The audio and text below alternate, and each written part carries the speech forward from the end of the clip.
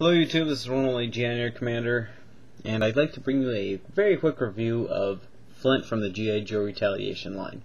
Now, the first time I saw this figure, not necessarily even on shelves, but just in picture, I was just like, no. He looked very brightly colored, very, very bright green. I didn't like it, and I'll be honest with you, I've never been a fan of Flint. So I just was like, nah, I'm not going to get that. So I passed on him the first time I saw him.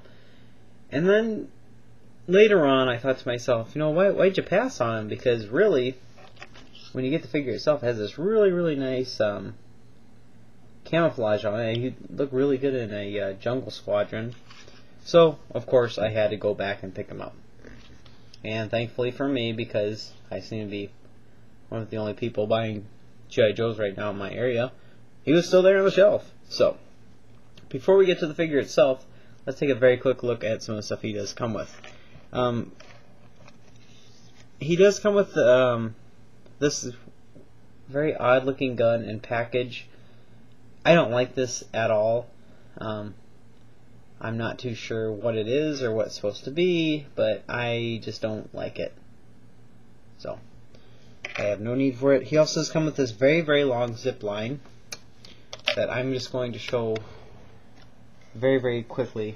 It does come with a backpack attachment, but the only reason I didn't grab it is because, you know, I just have one quick thing to say about it. I like that the hooks on it right here look very accurate to what you would use in real life. Of course, it's oversized for the figure itself, but I like that. And I also did like that the cord itself is very long. I did not like that the entire thing was jumbled up like so, and I had to untie it for about 15 minutes. Now, the grapple hook attachment, which I believe, I don't like it. I don't need it. Same as the other gun that he comes with.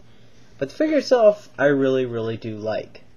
Now, he does also come with one of my favorite little Joe accessories. This gun right here, I believe this is an M4. So that looks very nice. Perfect for a figure like this. A removable machete down here, which unfortunately is not painted and is very, very stubborn to get out. Oh, okay, it just went flying. There we go. Anyway, it's just a standard machete that comes with any of the web gear like this. I didn't like that it wasn't painted, but that's okay. Moving him from the stand, of which he does not come with, and kind of stretching him out a little bit, you will notice that on the card art that it comes with, he has a Arashikage symbol here, but the actual figure itself does not have that, which for me is awesome because I don't want that on a figure such as this. Anyway, going back to what I stated a little bit ago, my camera unfortunately will not be able to pick it up too well, but he does have this really neat camouflage design going throughout him. A decent amount of detail. You can move the wrists like so, which I like a whole lot. You cannot move his ankles at all, which I do not like at all. Oh, you can also take off his hat. One quick thing I will say about the hat is I really wish they would have taken the time just to put one little dot of paint on there. Just one little dot of paint. That's all I would have needed. And it just went flying on the floor. Anyway. The head sculpt itself, though, is really, really nice. I'm not sure who plays the actor in the film, but it looks really, really good. And it's definitely different. One of the main reasons why I told myself, why in the H-E-double-L fuck did you not pick this guy up in the first place? I mean, how often do you get a G.I. Joe, a hero I should say, or a good guy, that doesn't have, you know, the blonde hair Duke look? Not very often, unless it's Snake Eyes. But it's either Snake Eyes or Duke, Snake Eyes or Duke.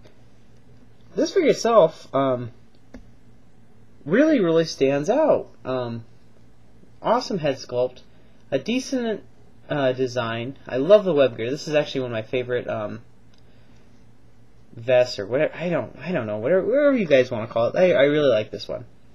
I don't like it on the current Alley Viper, but we'll save that for another time. Anyway, I really like this figure a lot, and I kind of felt bad that I passed up on him the first time, but he will definitely have a good spot in my G.I. Joe army.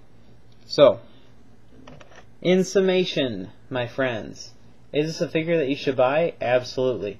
The downsides of this figure, a lot of the accessories I could care less for. And also you can't move his legs.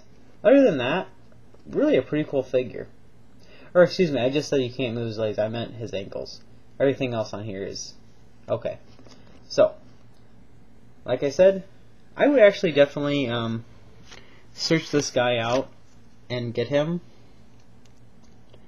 Especially if you're like me and you have to have a different units for all of your little action figures. You have to have your desert unit, your jungle, your blah blah blah, and your me. So, and he really holds his weapons very well. I'm not sure which hand sculpt they put on this figure, but it really holds the guns very nicely. So, anyway, this has been the one and only G.I. Nerd Commander. I appreciate you taking the time to watch this. Believe me, I really do. And if he will now stand up on his own... Oh, I guess another gripe I do have about this figure is he does not like to stand up on his own. And of course, since he doesn't have a stand, you're going to have to go get an alternative stand. I don't know why they couldn't include stands with these figures. But would I recommend this figure? Absolutely. And I feel really bad that I passed him up. So, thank you again for taking the time to watch this. And be sure to leave a comment on what you think. Did you pass this figure up? Do you regret it now? You may. Or you may not. I don't know. That's up to you. Anyway, thank you so much for taking the time to watch this, and goodbye.